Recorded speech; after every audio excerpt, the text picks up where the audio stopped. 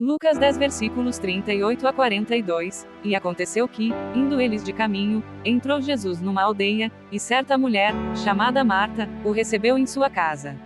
Tinha ela uma irmã chamada Maria, que também se assentava aos pés de Jesus e ouvia a sua palavra. Marta, porém, consolada pelo muito que servia, aproximou-se dele e disse: Senhor, não te importa que minha irmã me deixe servir só? Pede-lhe, pois, que me ajude. E Jesus, respondendo, disse-lhe: Marta, Marta, estás ansiosa e afadigada com muitas coisas, mas uma coisa é necessária, e Maria escolheu a boa parte, que não lhe será tirada. Na narrativa sagrada de Marta e Maria, somos apresentados a um contraste perspicaz. Marta, na sua tentativa sincera de servir Jesus, consome-se com as suas tarefas. Embora as suas intenções fossem nobres, a sua atividade agitada constituiu uma distração, afastando-a da presença do Salvador. Aqui reside uma lição profunda para todos nós. Às vezes, até o que é bom pode nos distrair do melhor. No mundo de hoje, o conceito de distração aumentou exponencialmente. A era dos avanços tecnológicos e do fluxo contínuo de informação traz consigo o seu próprio conjunto de desafios. Entre as distrações mais proeminentes da sociedade contemporânea estão as redes sociais. As plataformas de redes sociais transformaram literalmente a forma como interagimos. Embora estas plataformas possam promover ligações e fornecer informações valiosas, também nos podem enredar num ciclo interminável de navegação, desviando as nossas mentes e corações de Cristo. Estudos demonstraram que as pessoas em todo o mundo passam, em média, 3 a 4 horas por dia nos seus smartphones. Este número pode variar consoante o país, a faixa etária e outros dados demográficos. Por exemplo, as populações mais jovens, especialmente as da faixa etária dos 18 aos 24 anos, podem passar mais de 4 a 5 horas por dia. Os grandes utilizadores de smartphones podem passar até 7 horas ou mais por dia. Imaginem só, passar 7 horas ao telemóvel. Não são apenas as redes sociais, mas este mundo está cheio de distrações. A sociedade está ocupada, tu estás ocupado. Pode estar a ouvir-me neste momento enquanto faz 3 outras coisas. Por quê? Porque estão ocupados. A nossa sociedade é supersônica. Funciona em hiperdrive, café instantâneo, entrega no dia seguinte, isto instantâneo, aquilo instantâneo. Na maior parte das vezes, pode sentir que 24 horas não são suficientes para realizar tudo o que deseja num dia. Tenho de ir trabalhar, ir buscar os miúdos, comprar o seguro, ir à mercearia, manter as minhas relações com a família e os amigos, arranjar as coisas que estão estragadas, pagar as contas, dormir, acordar e fazer tudo de novo. A cultura deste mundo não deixa tempo para Deus. Não deixa. Satanás moldou a cultura deste mundo para ser incessante. O mundo foi concebido para que pessoas como você e eu estejamos ocupados, ocupados, ocupados. Foi moldado para que sejamos cada vez mais distraídos. Posso confessar-vos a verdade. Por vezes, distraio-me com esta vida e com as suas preocupações. Sinto-me à vontade para o confessar porque sei que todos nós, como seres humanos, temos a tendência e a inclinação para nos distrairmos. Todos e cada um de nós temos a inclinação para nos desviarmos do caminho. Satanás não quer que esta verdade seja revelada. As pessoas podem ser tão distraídas pela vida que caminham diretamente para o Hades. Já alguma vez se perguntou quantas pessoas vão para o Hades simplesmente porque se distraíram? A verdade é que se pode ser sincero e acabar no Hades. Podes ter boas intenções e mesmo assim ir parar ao Hades. Pode ser uma boa pessoa segundo os padrões do mundo e mesmo assim ires para o Hades. Eu quero que você pare e pense e reflita sobre quantas pessoas estão no Hades agora simplesmente por causa de distrações.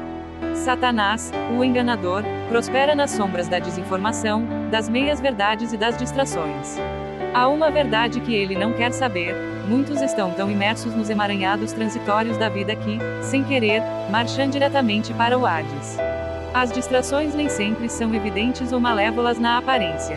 Pelo contrário, muitas vezes manifestam-se como atividades inocentes, tarefas diárias, ou mesmo empreendimentos nobres, como a distração de Marta.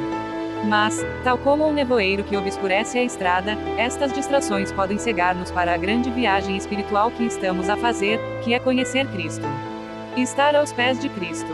Embora seja essencial vivermos as nossas vidas e honrarmos as nossas responsabilidades, o perigo está em ficarmos tão enraizados no dia a dia que perdemos de vista o eterno. Pare de empurrar o arrependimento para outro dia. O amanhã não está prometido. Pare de empurrar o seu relacionamento com Cristo para outro dia. O amanhã não está prometido. Para de empurrar o perdão para outro dia. O amanhã não está prometido. Para de empurrar a oração e a reflexão para outro dia. O amanhã não está prometido. Deixar de insistir na partilha do Evangelho com os outros por mais um dia. O amanhã não está prometido. A narrativa da vida moderna, com as suas exigências e o seu ruído incessante, puxa a nossa atenção em 1000 direções diferentes. Perseguimos prazeres fugazes, validações sociais ou ganhos materiais, pensando que eles nos vão proporcionar satisfação. No entanto, nesta busca incessante, muitos negligenciam o alimento das suas almas, esquecem-se de procurar o sentido último da vida, que é sentar-se aos pés de Jesus. Não é por acaso que este estado de distração perpétua se alinha com os desejos do adversário. Se Satanás conseguir manter as pessoas ocupadas, enredadas nas minúcias e afastadas de se sentarem aos pés de Jesus Cristo, ele pode desviá-las do caminho da justiça. É uma estratégia de diversão, em que os perigos genuínos estão escondidos sob camadas de assuntos aparentemente urgentes, mas, em última análise, inconsequentes. A realidade que Satanás quer esconder é simples, mas profunda. O risco mais significativo não está em falhar as nossas tarefas mundanas, mas em negligenciar a nossa relação com Cristo. Ao permitir que as distrações da vida consumam todo o nosso tempo e atenção, arriscamo-nos a perder a chamada para um propósito mais elevado, o amor e a salvação eterna. É esta a verdade que Satanás mais teme, pois quando ela é iluminada, o poder da distração diminui e o caminho para a vida eterna torna-se mais claro. A primeira passagem da Escritura é Mateus 7 versículos 21 a 23. Nem todo aquele que me diz, Senhor, Senhor, entrará no reino dos céus, mas aquele que faz a vontade de meu Pai que está nos céus. Naquele dia muitos me dirão, Senhor, Senhor, não profetizamos nós em teu nome, e em teu nome não expulsamos demônios, e em teu nome não fazemos muitos milagres. E então eu lhes direi, nunca vos conheci, apartai-vos de mim, vós que praticais a iniquidade. Imaginem a consternação absoluta destes. As pessoas vão sentir-se ao ouvir Jesus dizer-lhes isto. Agora, a segunda passagem da Escritura que me traz sempre lágrimas aos olhos é Lucas 12, versículos 8 a 9. Digo-vos que todo aquele que me reconhecer publicamente diante dos outros, o Filho do Homem também o reconhecerá diante dos anjos de Deus. Mas quem me repudiar diante dos outros, será repudiado diante dos anjos de Deus. Charles Spurgeon, a propósito deste versículo, disse: o que Cristo é para vós na terra, isso sereis para Cristo no céu. Vou repetir essa verdade. O que quer que Jesus Cristo seja para você na terra, você será para ele no dia do julgamento. Se ele for querido e precioso para vós, vós sereis preciosos e queridos para ele. Se pensaste tudo dele, ele pensará tudo de ti.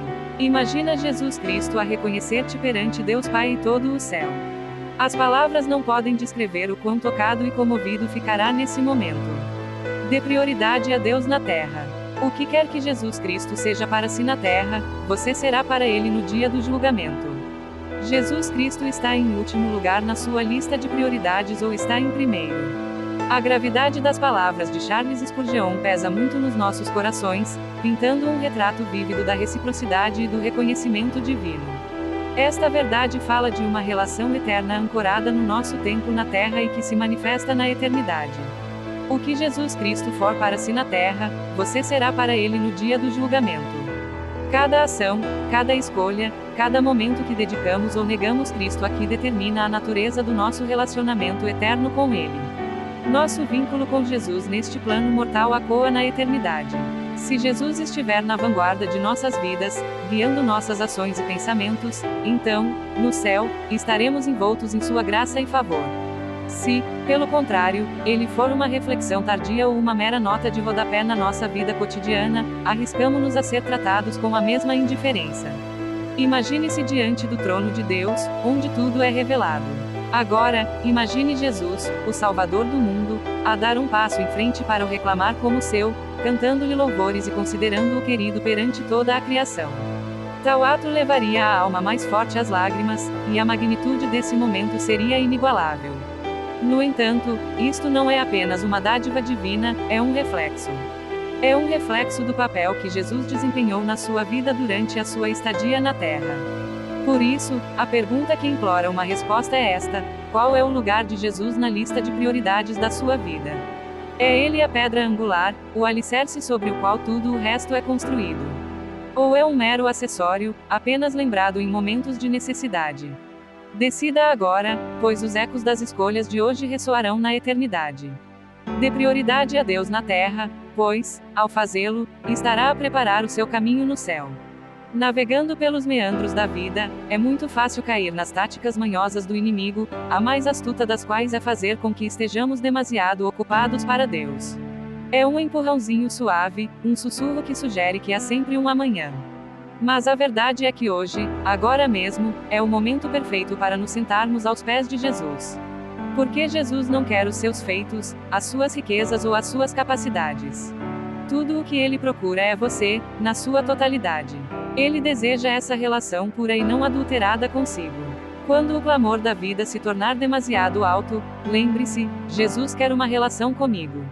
No meio dos prazos, das tarefas e das intermináveis listas de afazeres, esta verdade simples e profunda deve ecoar. Porque na grande tapeçaria da vida, onde tantos fios se entrelaçam com motivos e agendas ocultas, a intenção de Jesus permanece transparente. Ao contrário do mundo, onde as pessoas vêm muitas vezes acompanhadas de compromissos, Jesus não tem qualquer objetivo oculto.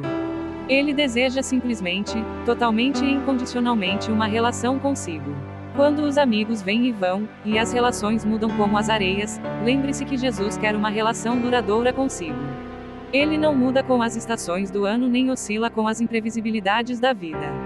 Ele é firme, consistente e sempre presente.